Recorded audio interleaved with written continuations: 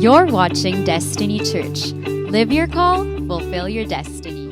I'd like to know how many of you are joining us for the very first time. That means you are a first-time visitor here at Destiny. By the way, my name is Pastor Carlo Panlilio, and I've been pastoring Destiny Church for 28 years together with my wife, Shalino. And we are so happy and excited to have you join us here this afternoon. So if you're a first-timer, I would like to welcome you. Just raise your hand, plus meron kaming mga tokens sa inyo. Welcome! Ayan, meron po kaming gifts. Keep your hands raised. Meron pa isa dito. Okay? Wow, praise God. Ayan, no? Meron. Okay. Sino pa? Sige, lahat po ng first timer may token po para sa inyo. So just raise your hands. Keep your hands raised. Okay. Ayan. Praise God. So welcome po sa inyo, no? You know, you might just be asking, why of all the possible names for the church, why do we call ourselves Destiny? No? Bakit nga ba Destiny yung pangalan ng church, no? And here's why. We believe that God is a God of purpose, and what that means is that your life was never meant to be a mistake. Ang ibig sabihin po, hindi ka isang pagkakamali. We believe that God has a plan for you. In fact, there's an amazing verse in Jeremiah chapter 29 verse 11 in which God Himself says this powerful and amazing things to each one of us. No, Jeremiah 29 verse 11, sabi ng Lord, I know the plans I have for you, declares the Lord. Now, dun pa lang sa first line, I want you to understand those words, no? Sabi dito ng Lord, anak, I have a plan for you. You know what that means? Yun nga, hindi ka aksidente. Na ang buhay mo sa mundong ito, hindi isang pagkakataon. But from the very beginning of time, God has a plan for you. In fact, no, this particular verse in which God was speaking, no, this is found in Jeremiah, but it's amazing that no, a similar verse was spoken to the life of Jeremiah himself. Sabi ng Lord kay Jeremiah, before I formed you, I already knew you. Before you were even conceived in your mother's womb, I already knew you. Isn't that amazing? No, that even before pinaglihi o pinagbuntis tayo ng ating mga nanay, no, kilala na tayo ng Diyos. In other words, bago ka pa man mag-exist sa mundong ito, you already existed in the mind of God. Okay? That means God has a plan for you. And sabi nga dito sa verse of Jeremiah 29 verse 11, anong sabi diyan? Plans to prosper you, not to harm you. Plans to give you a hope and a future. You know, we never get tired of sharing that verse here in Destiny. Because here is God encouraging us. Sabi ng Lord, my plans for you are what? Plans for you are what? Full of hope and full of future. Sa Tagalog, hope, pag-asa. Sabihin mo nga sa katabi mo, may pag-asa ka. You know, sometimes, no, with all the things that are happening in our nation, and probably in your own personal life, sometimes we feel na parang wala ng pag-asa. May mga pagkakataon ba dito sa buhay na at least at one time in your life, you felt that there was no hope for you? No? Sino ba dito at least kahit minsan sumagi na sa isipan mo na parang wala ka ng pag-asa? But I would like to encourage you right now. God has a plan for you, and He plans to what? He plans to give you hope, pag-asa, and a future. No, ano yung future sa Tagalog? Kinabukasan. Sabihin mo sa katabi mo, may future ka. Ayan, praise God. And that's why we call ourselves Destiny. Because God has a plan, God has a future, God has a hope for you, God has a destiny for you. Anyway, this morning, we are last Sunday, and I wasn't here. I actually made the outline for our message last Sunday, and I really wanted to share, but at the same time, I wanted to be there at our Do Hard Things Camp for our youth, no? Yan. Kung mapapansin nyo, ilan sa ating mga kabataan nandito ngayon, and they are wearing their camp shirts, no? Yung Do Hard Things Camp. Kaya ikaw naman dyan, yung mga nakakulay green, yan. Praise God. No? So I was there at the camp, and we had a powerful camp. Later on, you're going to hear some of the testimonies from all the joiners, all the campers. No? And so, no, though I prepared the outline, it was, I believe, Pastor Daniel and Pastor Ben who shared the message. No? And so we ended that series on rest. And as I was about to enter into a new series, naalala ko, now I'm not sure if you recall, one of the points last week, I'm not sure how well it was discussed, but one of the points last week was, no, allowing transitions for your life. Tama ba? Ano ibig sabihin ng allowing transitions, no? Sino dito minsan parang you hop from one moment to another? In other words, parang wala kang time mag-recover.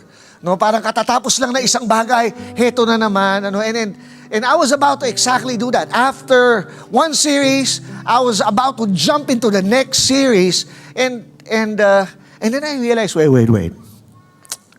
Okay, our point was about allowing transitions into our lives, no, to kind of slow down for a bit and just, no, take a while. So, sakto naman, next week is actually what? We are celebrating Father's Day. And so I thought, actually, sa totoo lang, akala ko ngayon yung Father's Day. And so I prepared a message for Father's Day, and then I realized, it wasn't Father's Day yet. And so what we're gonna do is we're gonna be celebrating 2 weeks of Father's Day. No, not really. Okay, pero tamang-tama that I'm gonna use this for us to transition into our new series. Itong 2 Sundays, no, we're not gonna jump into the new series, pero magta-transition lang tayo. And of course, yung transition, no, from the last topic, okay, which was rest, and then, no, Father's Day. And so I thought, maybe the message that I would like to share this morning is rest in the Father's arms. Rest in the Father's arms. Let's pray. Lord, we just want to thank you, God, for this Sunday. And Lord, I pray, Lord God, that according to the title of this message, Lord, we would find rest in the arms of our everlasting Father. Lord, allow us to see you as a Father that is good, that is loving, that gives us our identity, that provides for us our greatest security. And Lord, that as we come to know you more as our Father, Lord, we would really find rest for our souls in your arms. We thank you, Lord. In Jesus' name, amen. Okay. I'd like to start off with just reading the verse from Deuteronomy chapter 33, verse 27. Sabi dito, the eternal God is thy or your refuge. Underneath are the everlasting arms. The eternal God is your refuge. In other words, siya yung tanggulan natin. No, siya yung ating shelter. And when you talk about shelter, we already talked about that in our series about rest, no? That we find rest, no, in a place of shelter, in a place of refuge. And sabi dito, underneath are your everlasting arms. No? In Isaiah chapter 9 verse 6, and this is not in my slides, but if you recall, ano tong Isaiah chapter 9 verse 6, this was the prophecy of Isaiah about the coming Messiah. Nung panahon na to, Isaiah got a glimpse of Jesus. Jesus wasn't born yet at that time. This was 800 years bago pa ipanganak si Jesus. And this is one of the most beautiful things about the Bible. Only the Bible, no, has what you call an element of prophecy. Okay? And not just an element of prophecy, you need to understand that every single prophecy in the Bible, and that's why you know that this Bible is not just a piece of literature. But you need to understand bakit ganun yung claims natin that this is God's Word. You know why? Because there was not one single prophecy in the Bible that has not come to fulfillment. There is no other book or writing in the world, no, that, no, prophesies about something, about future events, and eventually it gets fulfilled. Okay? And that's why, that's one of the things that totoong salita ito ng Diyos. Kasi sino lang ang may kakayanan na mag-prophesy, or in other words, ipagsabi, magkaroon ng prediction sa mga mangyayari eventually. Now, Isaiah, 800 years bago pa ipanganak si Jesus, caught a glimpse of this child, in a vision, and this is what the Lord spoke to him, For a child is born to us, a son is given to us. Usually, naririnig natin tong verse na to pag Pasko. For unto us a child is born, for unto us a son is given, and the government will rest on his shoulders. And then Isaiah describes this child, and he will be called Wonderful Counselor. In other words, he's going to be an amazing advisor. He's going to guide you. He's wonderful counselor. His advice is great. Okay? He is the mighty God. No? And then, sabi dito, He is the everlasting Father. Now, one of the most amazing revelations about God is that God is not just creator, God is not just king, God is not just powerful, but God is a Father. Now, nung pine-prepare ko itong mensaheng ito, initially, I wanted to just jump into the idea of talking about how God, yun nga, kasi ang title is Rest in the Father's Arms. I want to talk about how God carries us, holds us, and gives us rest. But as I thought about it and meditated on this, na-realize ko, paano ba ang isang tao nakakahanap ng pahinga o ng rest? Okay? Another, probably something synonymous to the word rest is comfort. And you find comfort from someone that you are, guess what? Comfortable with. Tama ba? In other words, hindi ka anxious, hindi ka awkward, hindi ka nag-aalinlangan. No? Do you have certain people that when you're with them, you're just comfortable. In other words, you don't feel awkward. Kumbaga parang hindi mo siya kailangan basahin dahil kilala mo siya, you have a relationship with this person and you're just comfortable with them. Do you have people like that? Could be friends, could be family, could be a spouse, no? And yun nga, you find rest, nakakahanap tayo ng pahinga sa mga taong komportable tayo.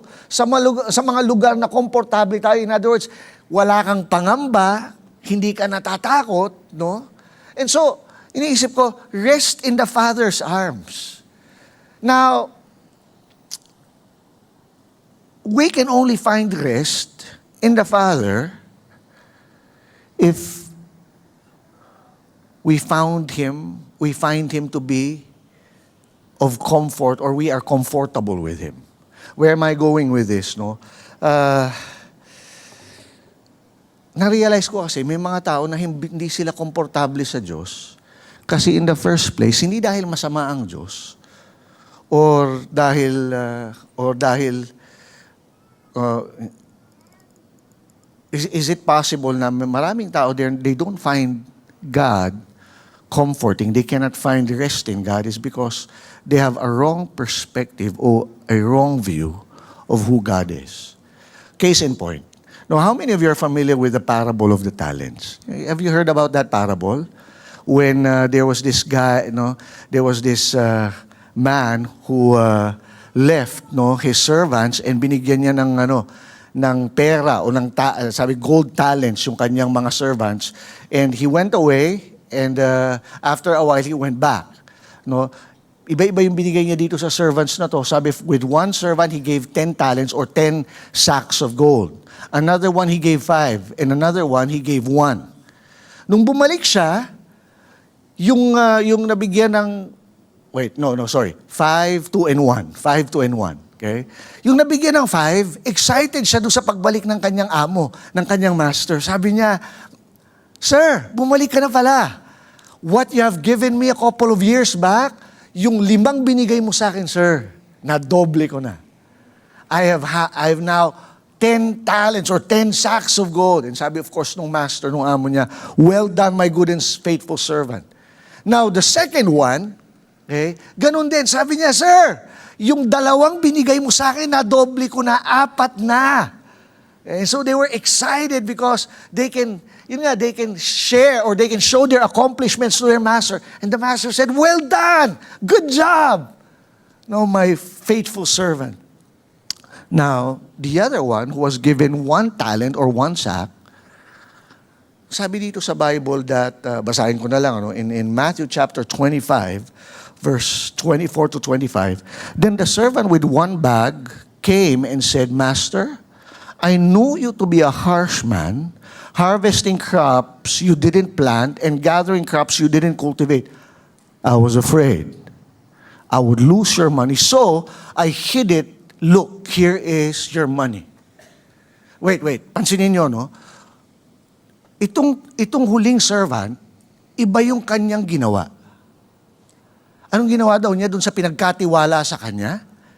Binaon niya sa lupa. Sabi niya, no, sir, nandiyan ka na pala. Di mo naman sa akin, pabalik ka na pala. Sir, yung pinagkatiwala mo, yung binigay mo sa akin na 1 sako ng ginto, 1 sako ng pilak, sir, dahil kilala kita. Take note, sabi niya, I knew you to be a harsh, no, and hard master. Sir, kilala kita. No, stricto ka, kaya natakot ako. Natakot ako na baka pag aking inegosyo tong pinagkatiwala mo, mawala lang, malugi ako. So rather than na gamitin ko at paluguin ko, sa takot ko sa'yo, binaong ko na lang sa lupa. Sir, 1 binigay mo sa akin, buong buo, 1 bibigay ko sa'yo. Now, you know what the master says? You wicked and lazy slave. Now, check this out. Why am I starting off with this? No? Was it true? Yung first question, totoo ba na masamang amo to? Na stricto at mahigpit siya? Na hindi mo naman, sino dito parang medyo naawa ka pa dun sa dun sa servant na yon na parang, oo nga naman. No, gusto niya lang naman maging safe. No, does he quote unquote, does he have a good reason, no, to actually feel that way and bury his money, bury that the talent that his master gave him? Okay? And you could have said, yeah, I mean, no, natakot siya. But check this out. Kung talagang ganun yung pagkatao nung amo, bakit yung 2 nauna, hindi ganun ang ginawa nila? Di sana sila rin natakot. Sana sila rin, in fact, mas matatakot dapat sila kasi yung 1 binigay, 5 In other words, kung maubos niya yung 5 yon, hindi niya mapalago, grabe, sisingilin siya ng 5 sako. Yung 1, 2. Mas may karapatan silang matakot. Pero bakit sila, yung pinagkatiwala sa kanila, and they were able to what? They started to immediately put their money, put their talents to work, while the other one hid their talent. Check this out. You may want to write this down.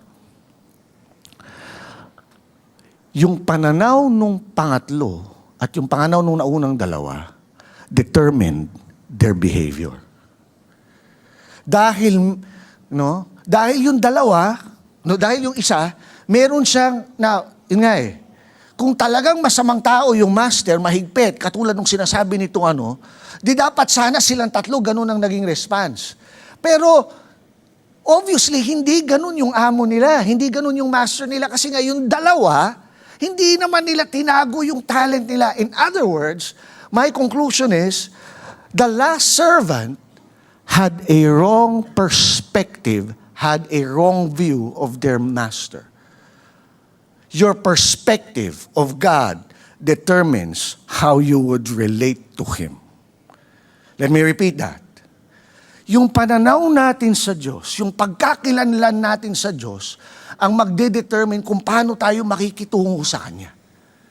Is it possible that so many people are not comfortable resting in the Father's arms because they have a wrong view, they have a wrong understanding of who God really is? Okay? We know God, okay, yun nga we live in a predominantly Christian country. We're predominantly Catholic. And marami sa atin from the time that we were young, naririnig natin yung panalangin na Our Father in Heaven, sa Tagalog, Ama namin. No? But why is it that so many Filipinos find it hard to be comfortable with God? Is it because, may I propose, is it because many of us have a wrong perspective, a wrong idea of who God is, particularly of who God is as a Father? Okay? I wrote something here, no? For some people, yung salitang tatay, papa, daddy, the word father brings warmth, security, happy memories. But the opposite is also true. For others, it brings what? Pain. Dahil sa pagkakilanlan natin sa ating earthly na mga tatay, yung naranasan natin, no? Sometimes pag narinig nga tatay, ang naiisip natin, natatakot tayo, no? Or maybe some of us are filled with disappointment or fear or yun nga, absence. Okay? Maybe for some of us, we grew up not having a father. Because maybe, like for example, dito sa atin, maraming mga OFWs, no? Others grew up with fathers who were distant, who were harsh, or perhaps, yun nga, they were not even there at all. The reality is that many people struggle to rest in the Father's arms because they have never really known what a father is supposed to be. And so, I would like to, and that's why, nahirapan tayong makitungo sa ating Diyos Ama, kasi nga, kumbaga parang yung pananaw mo sa Diyos, nafi-filter nung sarili mong experience sa mga tatay natin. Okay? And so right now, may I propose, to first talk about what it means to be a father from God's perspective. What does the Bible say about God being our Father? No? One of the greatest writers of Christian theology is a man by the name John Calvin. And this is what he said. There is no sweeter name by which God could reveal himself to us than that of the Father. There is no sweeter name by which God could reveal himself to us than that of the Father. Okay? Perhaps before we talk about resting in the Father's arm, we must first understand whose arms are they. Children, like you and me, do not rest in the arms of strangers.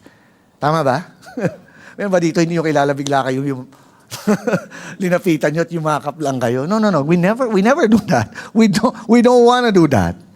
They rest in the arms of someone they know, someone they trust, someone they know loves them.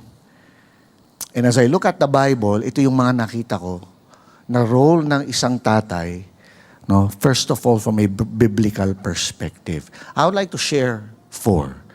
If my time won't allow, I share 3 or even just 2. Okay? Number 1,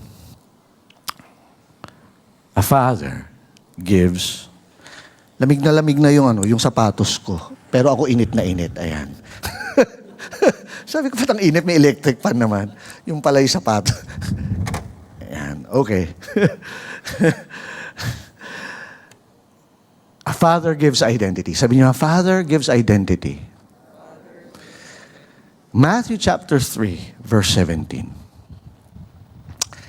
And you know what? I love for this. Who's on the keyboards? Hope or okay? Wala. Sam, are you here? Okay. Matthew chapter 3, verse 17. Sabi dito, and lo, a voice from heaven saying, this is my beloved Son, in whom I am well pleased. Do you know this particular verse? Ito yung time when Jesus, no, paliwanag ko ng konti. This verse, no, this particular incident happened when Jesus was baptized in water.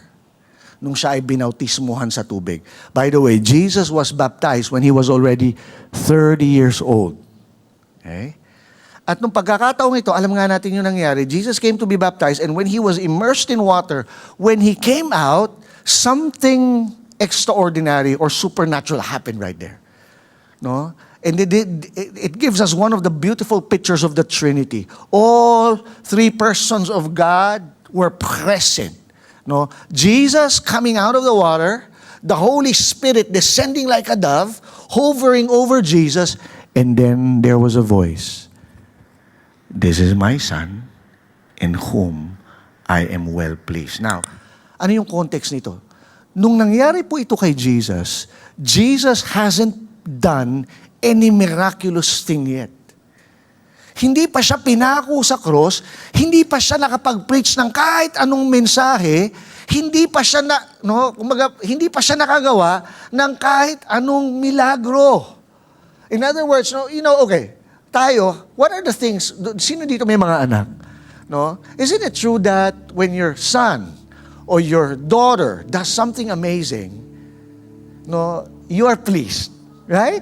Because may ginawa silang mabuti. May ginawa silang maganda. Pag honor yung anak mo, talaga namang, no, gusto mo sabihin, this is my son, this is my daughter. Grabe, I'm so pleased with her. Right? Tama ba?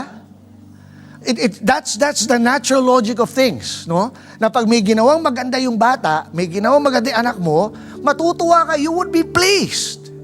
But in this particular verse, Jesus hasn't done any miracle yet. If during that time, Jesus already walked on water, it makes sense. The Father, this is my Son. He just walked on water. I'm so pleased with him. Or, no, what if during that time, Jesus already healed several sick people? Or he has already raised Lazarus from the dead? Surely the Father would come. This is my Son. He just raised a dead man. I'm so pleased with him. I'm so proud of him. Pero, ulitin ko, sa pagkakataong ito, wala pang ginagawang mabuti si Jesus. Mali. Wala pang hindi mabuti. Wala pang ginagawang milagro, hindi pa siya nagpipreach, at mas lalong hindi pa siya namatay sa cross. But despite Jesus haven't done anything yet, as far as ministry is concerned,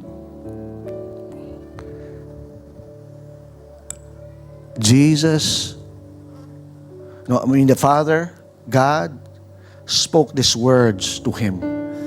One of the greatest gifts a father gives his children is identity. Sabi niyo identity. Sabi niyo identity.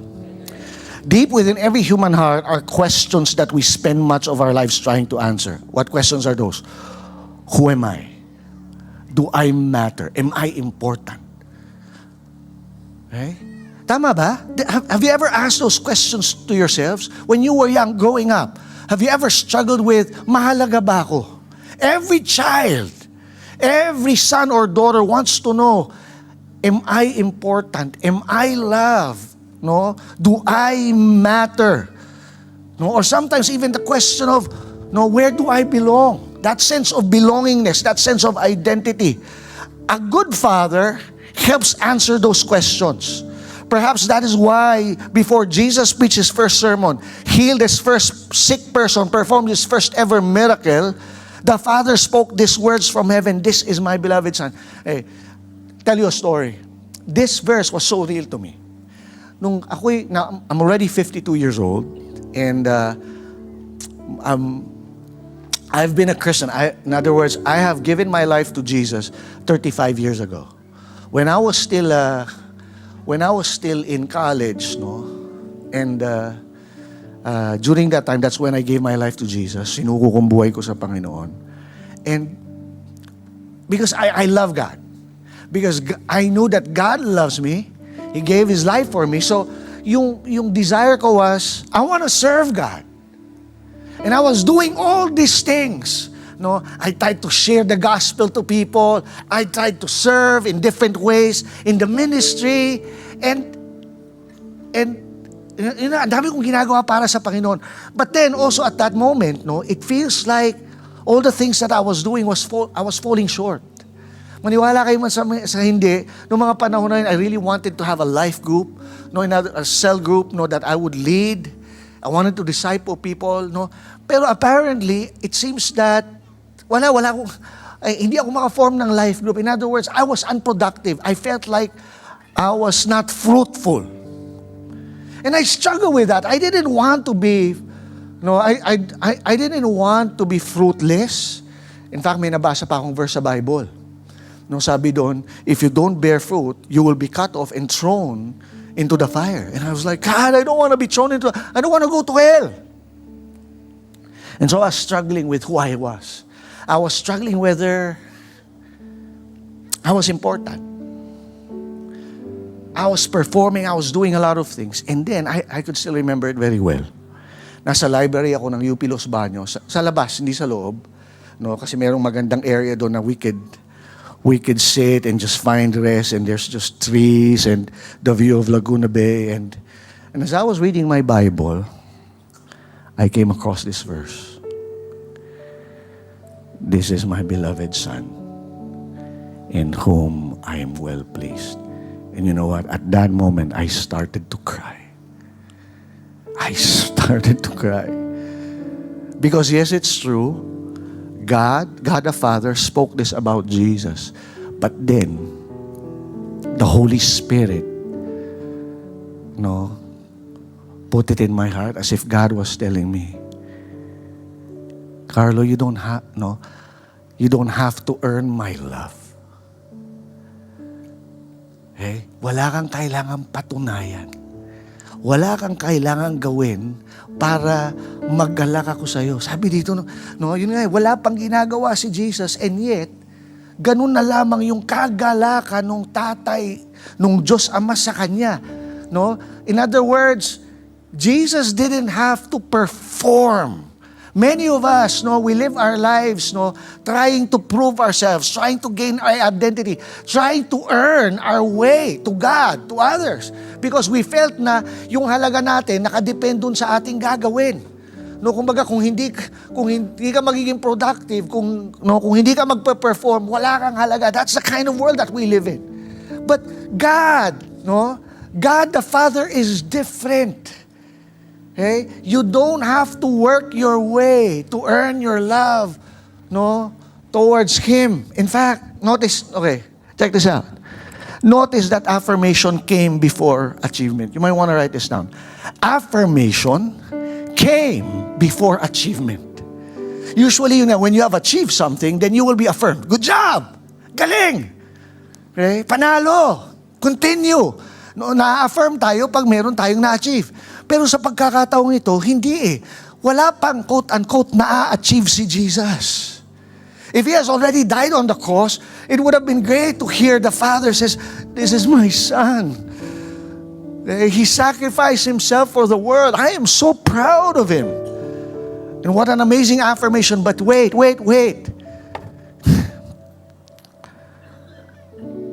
The Father affirmed the Son even before He achieved anything. Let me repeat that. And I want you to know that that is the kind of God, that is the kind of Father that we have. Many times, dahil siguro hindi perfect yung mga tatay natin eh. This is not a time to blame what's wrong with our dad, sa ating tatay, sa ating mga papa. No. Okay, probably they also don't know much. That's why that's the kind of fathering that you receive from them. And that's why it's so important right now to know God. Sino dito minsan pakiramdam mo may kailangan patunayan sa Diyos? May kailangan kang gawin para mahalin niya. But this is different, Acceptance, okay? If you're writing down notes, write this down.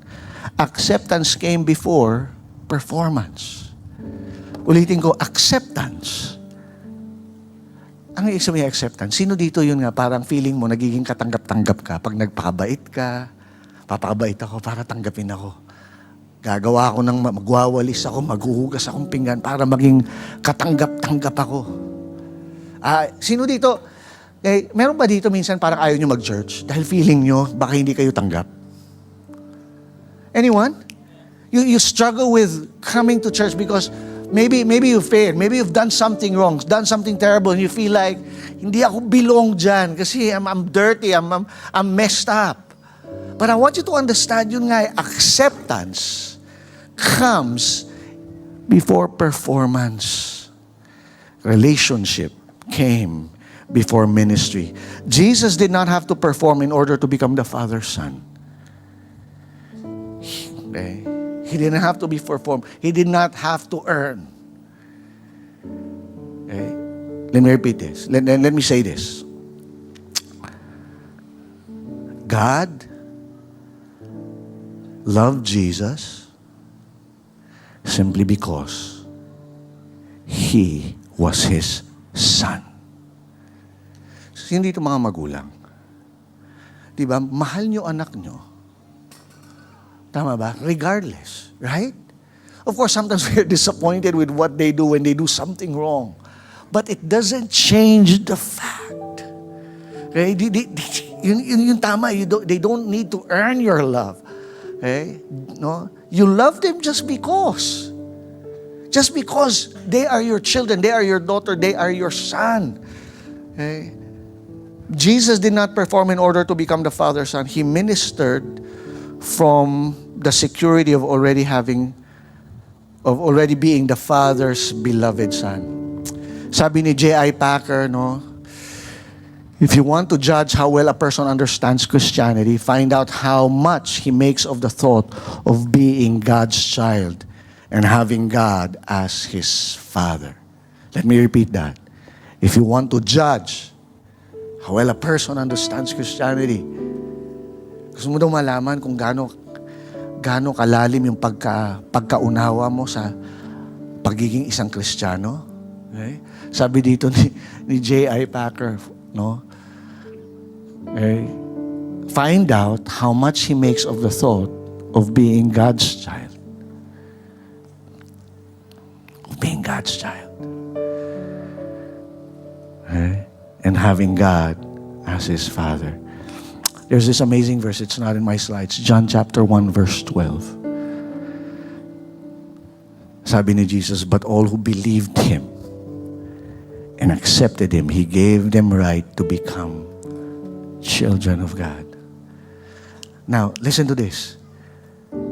Giving your life to Jesus, surrendering your life to Jesus, accepting Him as Lord and Savior over your life does not only grant you a pass to heaven. That is true. No? John chapter 3 verse 16, for God so loved the world, no? That what? Okay? That He gave His Son, that whosoever believes in Him will not perish but have eternal life. Yun, assured tayo doon that we will have eternal life. But not only are you heaven bound, but more importantly, I hope you grasp this. No? I hope makuha natin ito. Sabi dito ni Jesus, if you accept Him, if you believe Him, you become His child. You become His child. You become a son and a daughter of a king. That becomes your identity. Are you there? Oh, by the way, just for the record, that's why Jesus said, you become His child. Now, that also tells us that not everyone is a child of God. Tama ba? Lahat tayo nilikha ng Diyos, lahat tayo create ng Diyos, pero yun nga malinaw na hindi lahat automatic ay anak ng Diyos. In fact, He told the Pharisees, no, Jesus told the Pharisees during His time, you are sons of the devil. Okay? But if you have accepted and believed in Him, He gave you the right to become children of God. The Father gives you identity. Mahalaga to. Okay? Because right now, many people in this generation are caught up in an identity crisis. No, we are confused as to who we really are. No, are we No, are we even God's creatures? Or am I just isang malaking identity crisis? Ako ba isang produkto lamang ng evolution? In other words, if you believe that, then that means you are just a mistake. It just so happened that after billions of years, synerte ka, that you end up evolving to be the person that you are. And when you think that you're an accident, you know what that tells you? If you believe that lie, not many people realize. Yun nga, your mindset determines your behavior. Bakit maraming tao ang buhay nila meaningless? Because in the first place, if you are just a product of evolution, in other words, everything in this world is just one big accident, then literally, yung buhay mo walang saysay. Kasi aksidente ka lang eh. And that's why people live their lives as if a mistake, as if it's an accident. But hey, when you know that you have been created by God for a purpose and that you have received Jesus, you become His child. And that is your identity. Amen? Hey, more than anything else, that is your identity. You're a child of God. Hey, pangalawa, a father provides security. A father provides security. In John chapter 10, verse 27, my sheep listen to my voice. I know them, and they follow me. I give them eternal life, and they will never perish. No one can snatch them away from me, for my Father has given them to me, and He is more powerful than anyone else. No one can snatch them from my Father's hand. Okay, I don't know about you, but in this verse, no, clearly, our security. Ano ibig sabihin ng security? Yung kasiguradahan ng buhay mo, nakasalalay hindi sa kung gaano ka kagaling, gaano ka kalakas, gaano ka kahusay. Hindi, sabi dito, kaya daw hindi ka masasnatch, madudukot sa kamay ng Diyos dahil what? Dahil hindi papayagan ng Diyos. Nakasalalay sa what? Nakasalalay sa Diyos, hindi sa sarili mong kalakasan. Because, how many of you, okay, how many of you know you're gonna fail? Right? How many of you have failed before? And most likely we're gonna fail again. And if our relationship with God is dependent on your own strength, no matter how hard you try, I'm not saying you should not try. I'm not saying you should not make an effort. Pero sinasabi ko dito, praise God! Kasi yung security mo nakasalalay hindi sa kalakasan mo, hindi sa kagalingan mo, pero yung security mo nakasalalay dun sa Diyos na may tangan sa'yo, sa Diyos Ama na may tangan sa'yo. Are you there? Sabi daw, for my Father has given them to me, and He is more powerful. Okay. It's true. Is the devil powerful? Yes. Okay. He has tricks on his sleeve. He can tempt you, and sometimes you sin and fall. Pero hindi, sabi dito, okay? Praise God because God is more powerful than anyone else. In other words, yes, let's even say the devil is powerful. Let's even say some of the trials that you are experiencing in life, yung mga pagsubok mo, talagang napakatindi at napakalakas. Pero sinasabi ko sa inyo ngayon, mas makapangyarihan at mas malakas yung kapangyarihan ng Diyos kaysa sa mga pagsubok na nararanasan mo. Hindi ka mapipitas, Hindi ka mapipitas sa kamay ng Diyos.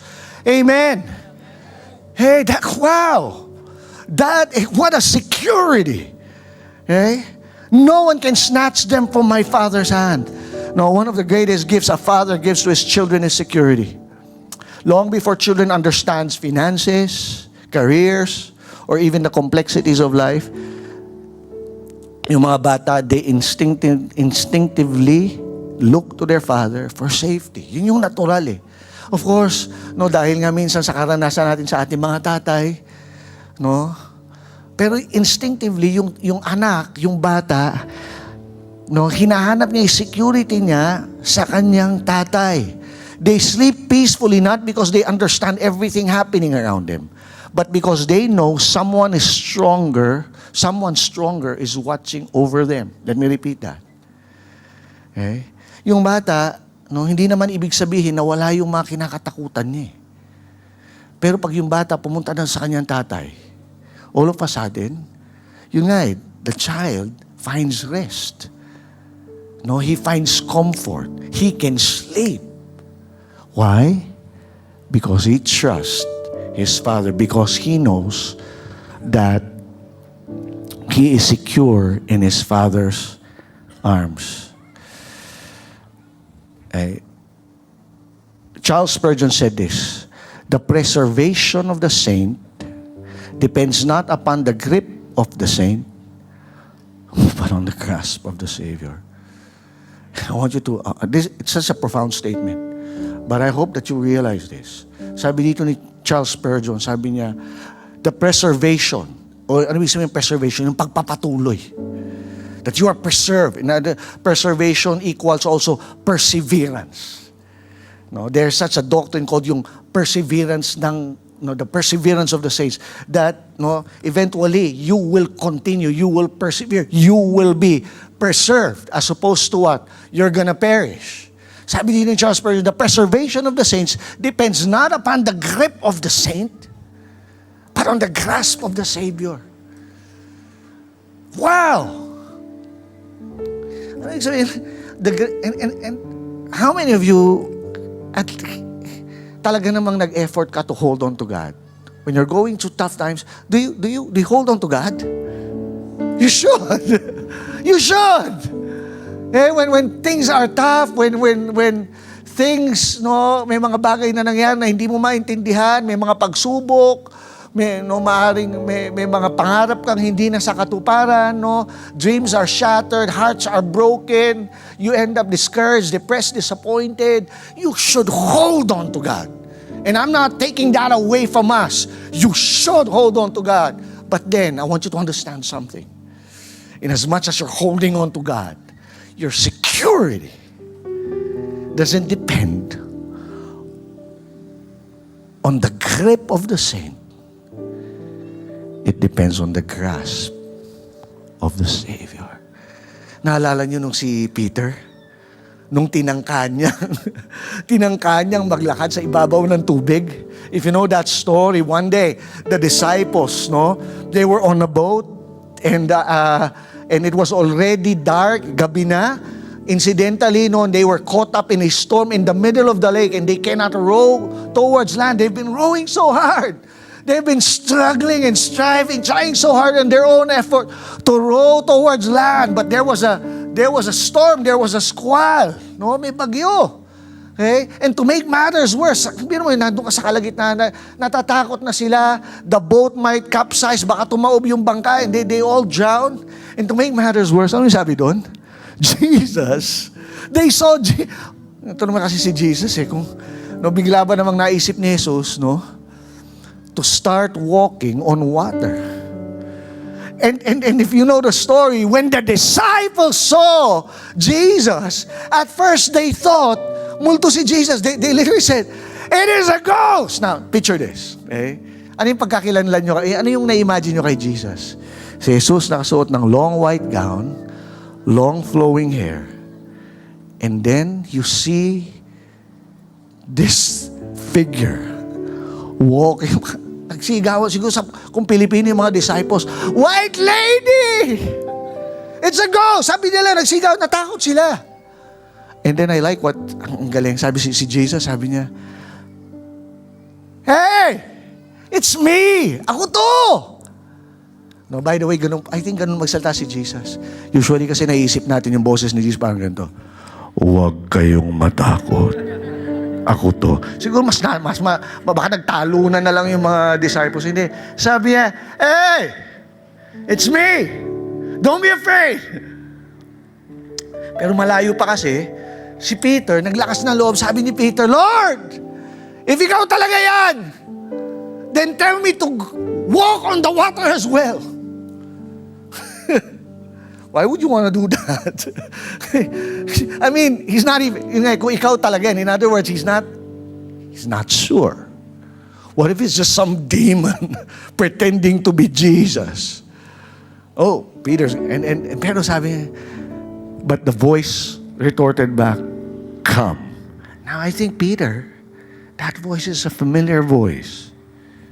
Okay, listen. He knew that voice. He has heard that voice so many times. Di ba sabi ni Jesus, the sheep know His voice. I think if Peter heard an unfamiliar voice, I don't think Peter would have the courage. But he heard a voice that was comforting. It was the voice of his master, the voice of his Savior, a voice of someone whom he knew can allow him to do something supernatural. Something like walking on water. And so Peter, with the courage that he mustered, probably hinintay na baka pipigilan siya ni John, nila Matthew. So hindi mo ako pipigilan. He stepped into the water. Now, naglalakad na si Peter. But something bad happened. Sabi na all of a sudden, there was a huge wave. May malaki daw alon. At napatingin si Peter dun sa alon and he began to what? Unti-unti daw po siyang lumubog. And the shortest prayer ever recorded in the Bible. Ano yung shortest prayer in the Bible? See dito, pag merong problema, pag merong pinagdadaanan, ang hahaba ng prayer nyo. Okay? No, nagre-recite na kayo ng ilang Our Father, bigla yung nakapisado yun, the Lord is my shepherd, I shall not want. He makes me lie down. Di ba? Ang dami nare-recite, no? Shortest prayer. Sabi ni Peter, Lord, help. And I picture this. Peter was already singing. No, probably he's already underwater. No, I've seen a movie na parang lumubog na talaga siya. But then there was a hand.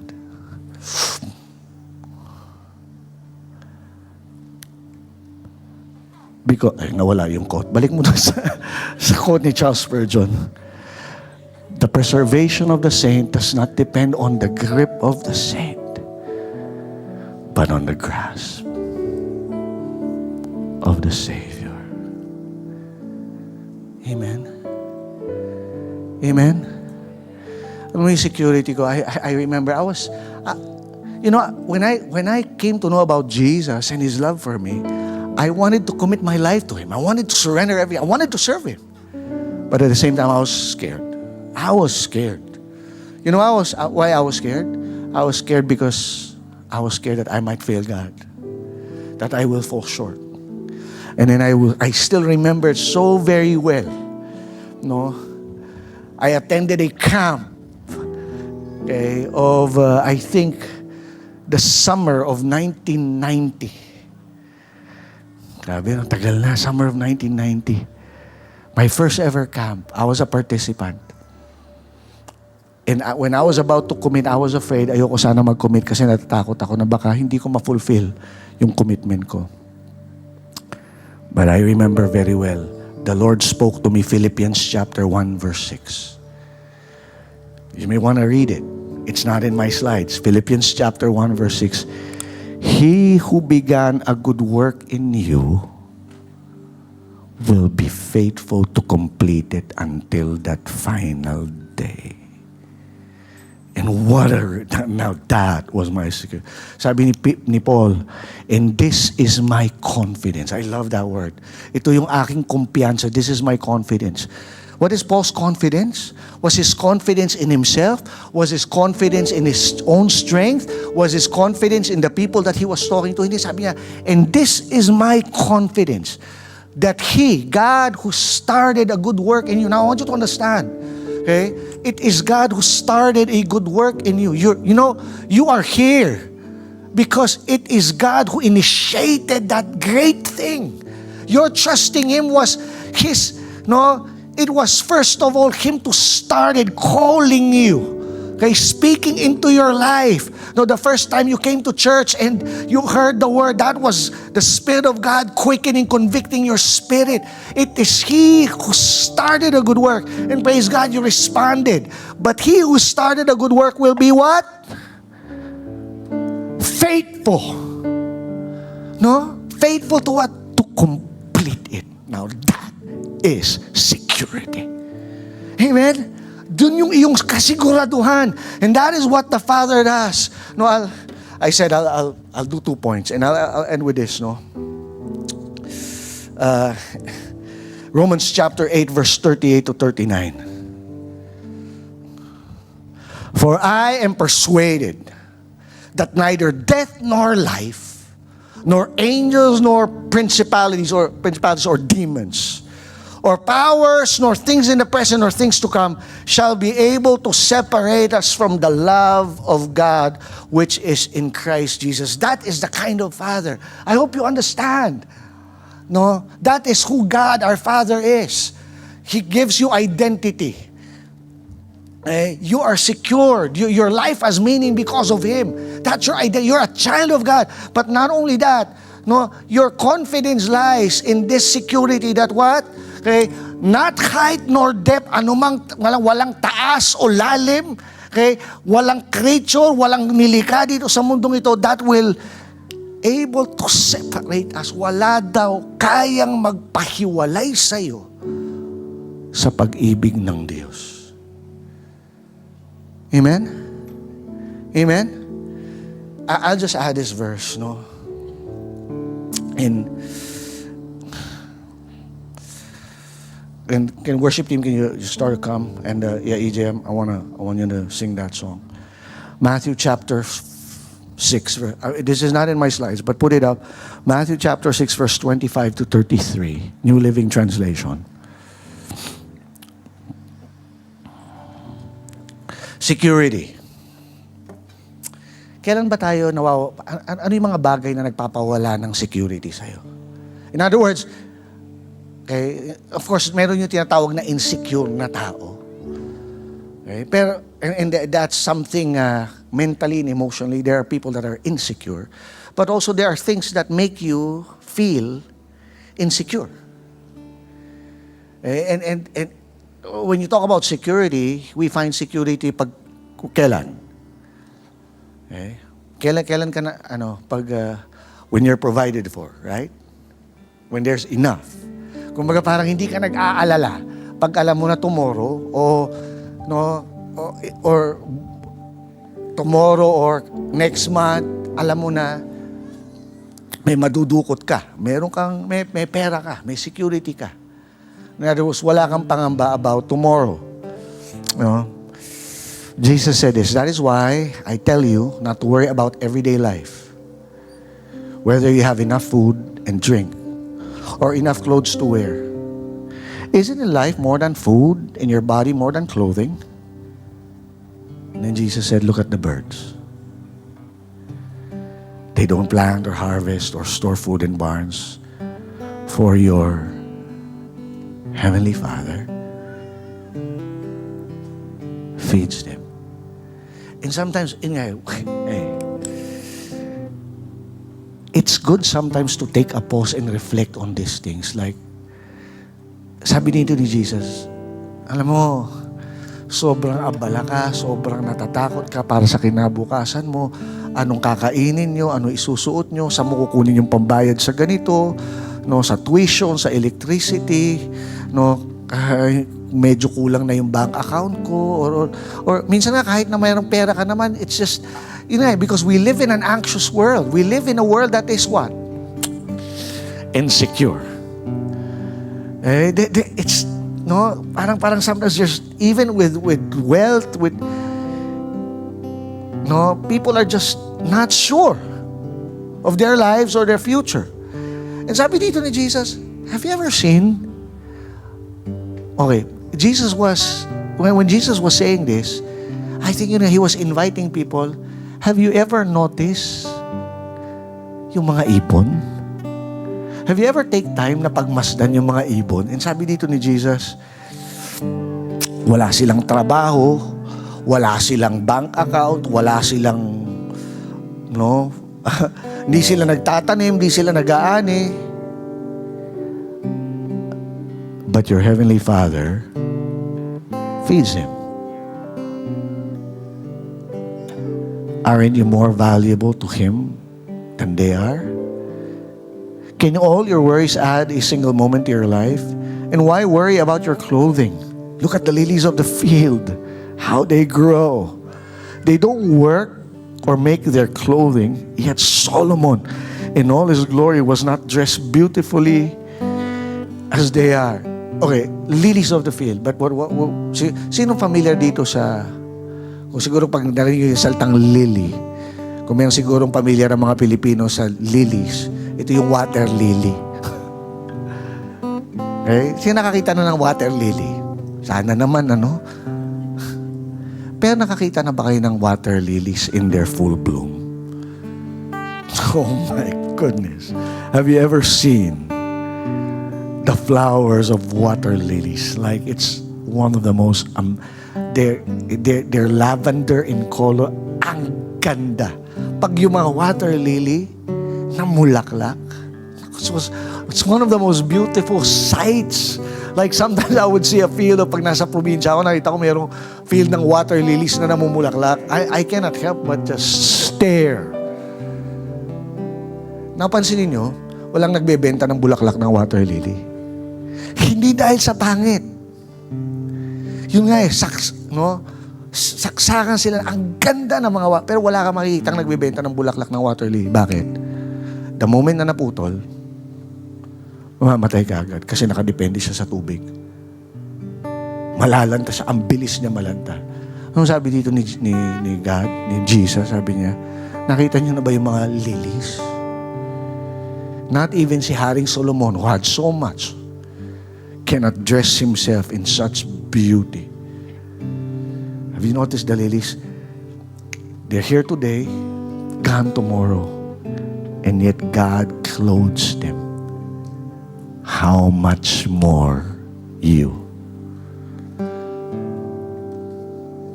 Kung yung water lily nga pinapaganda ng Diyos, binibihisan niya, ikaw pa na anak niya. Kaya sabi ko, huwag kang mag-alala. Sabi ni Jesus, huwag kang mag-alala. No? Sino dito nangangamba? No, kung sinong next magiging Senate President. Kaya minsan parang nakaka-tense. Kung sino sinusubaybayan ng Senate Flix. Diba? Lahat na nandun. Action, drama, comedy. Diba? And minsan nakaka-anxious. Pero pag naalala mo, meron kang Diyos Ama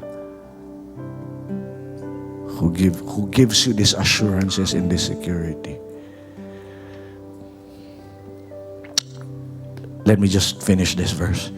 And if God cares so wonderfully for wildflowers that are here today, thrown into the fire tomorrow, He will certainly, say it with me, certainly, He will certainly care for you. Why do you have so little faith? So don't worry about these things, saying, what will we eat? What will we drink? What will we wear? These things dominate the thoughts of unbelievers.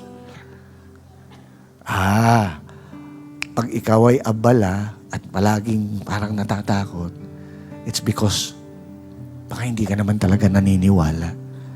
Kasi yung taong naniniwala sa kanyang tatay, hindi niya kailangang mangamba. Okay? Sabi dito, but your heavenly Father already knows all your needs. Seek the kingdom of God above all else, live righteously, and He will give everything to you. It's so important that we understand who God is, because we can only relate to Him if we have a right view of Him.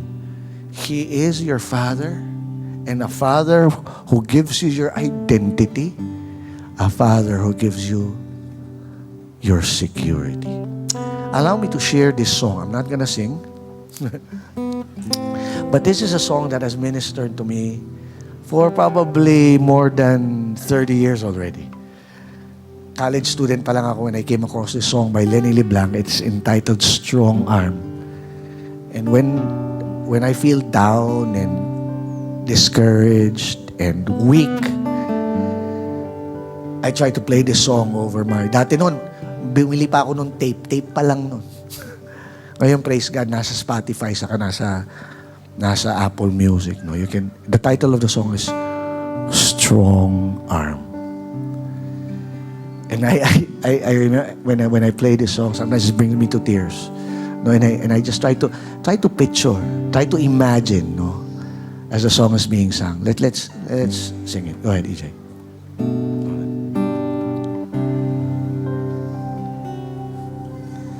My child, I knew you before the world began, and I was there every time you wrote your name on the sand.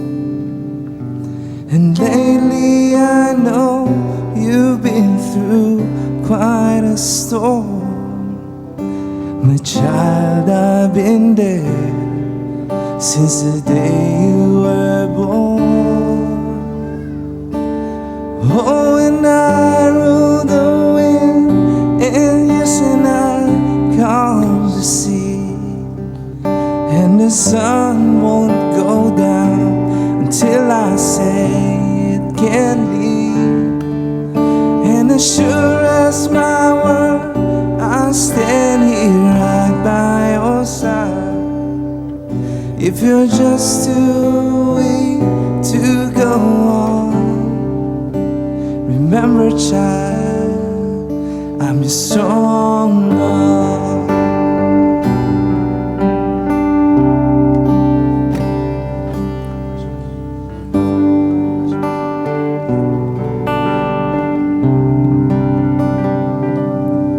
My child, I knew you before the world began, and I was there every time you wrote your name on the sand.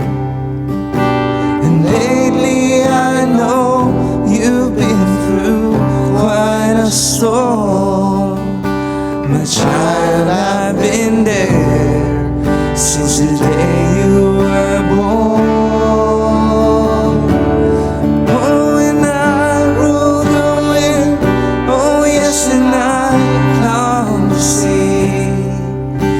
The sun won't go down until I say it can't leave. And as sure as my word, I stand here right by your side. If you're just too weak to go on, remember, child. Oh, and I rule the wind, and I calm the sea, and the sun won't go down until I say it can't leave. And as sure as my word, I'll stand here right by your side. If you're just too weak to go on, remember, child, I'm your strong arm.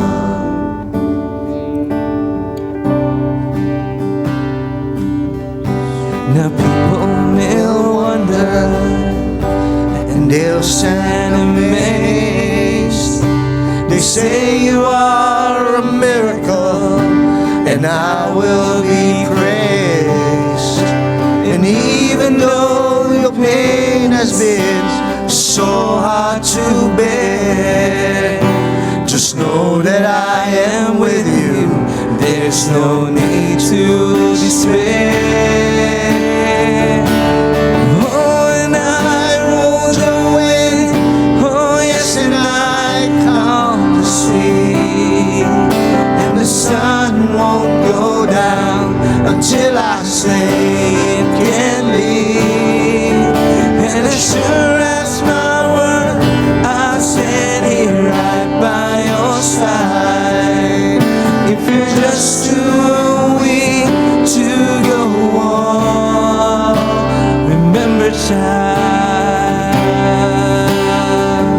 remember that I rule the wind, oh yes, and I calm the sea. The sun won't go down. The sun won't go down until I say it till I can say it can be. be. And as sure as my word, I'll stand here right by your side.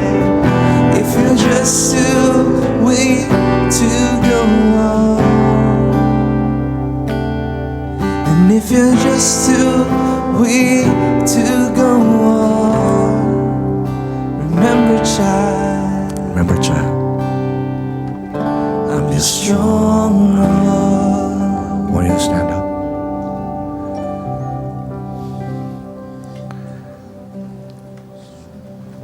And maybe some of you are just feeling weak to go on. But you have a Father, a loving Father, a Father that would never leave you nor forsake you, a Father who's continually holding on to you, will not let you go. Sometimes, no, pagod ka na eh, you want to let go, you're tired. But I want you to know, just like this song is saying, even if you're just too weak to go on, remember, child, remember, my son, my daughter, I am your strong arm. God is your strong arm. Your Father is your strong arm. I want you to just close your eyes for a while, bow down your heads, and just I just pray that you will have this revelation and you have an amazing Father. Maybe your own earthly fathers have failed you. Maybe your own fathers have disappointed you, even hurt you, even maybe despised you, dismissed you. Even some of us, maybe we have been abused. But I want you to know that that's not your heavenly Father. And even during those times that you were suffering from your earthly father, I want you to know that God has never abandoned. He's always been there. And He is here, and He wants to reach out to you right now and heal you, comfort you. Right now, just receive your identity. Receive your identity. You don't have to prove anything. All your life, you've been trying to prove. No, some of you, yun nga, meron kang kailangan patunayan, and it's what has been driving you. You desire to be successful, to be great. No, and it's coming up from a spirit of performance. Because you've been pressured in this world, you've been felt that in order for you to be accepted, in order for you na maging katanggap-tanggap at mahalin, kailangan mo magpatunay, kailangan mo patunayan ang sarili mo. And God is telling you, anak, this is my beloved son, my beloved daughter, in whom, can you just receive that? This is my son. The Lord is telling you right now, this is my son. This is my daughter. And I am pleased with you. No, you are not dirty. No, you are not ugly. No, you are not meaningless. You are my son. You are my daughter. Just receive that. The Lord is healing hearts right now. Some of you, you need to hear God, and I pray that you would hear God right now. You would just receive that identity as a child of God. As a child of God, you need to receive that security right now. Just receive that security. God is saying, look at the birds, nak. Look at the birds. If I care for the birds, if I provide for the birds, yung mga maya, hindi ko hinahayaang magutom. Ikaw pa. Yung mga water lily, dinadamitan ko ng napakagandang mga bulaklak. Ikaw pa. And I will not allow anything to separate you from my love.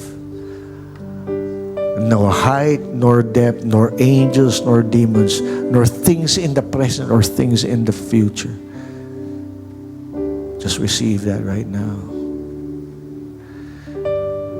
Just receive that right now. Just receive that right now. Let this song, just revel in this song. Allow this song to be sung to you by the Father.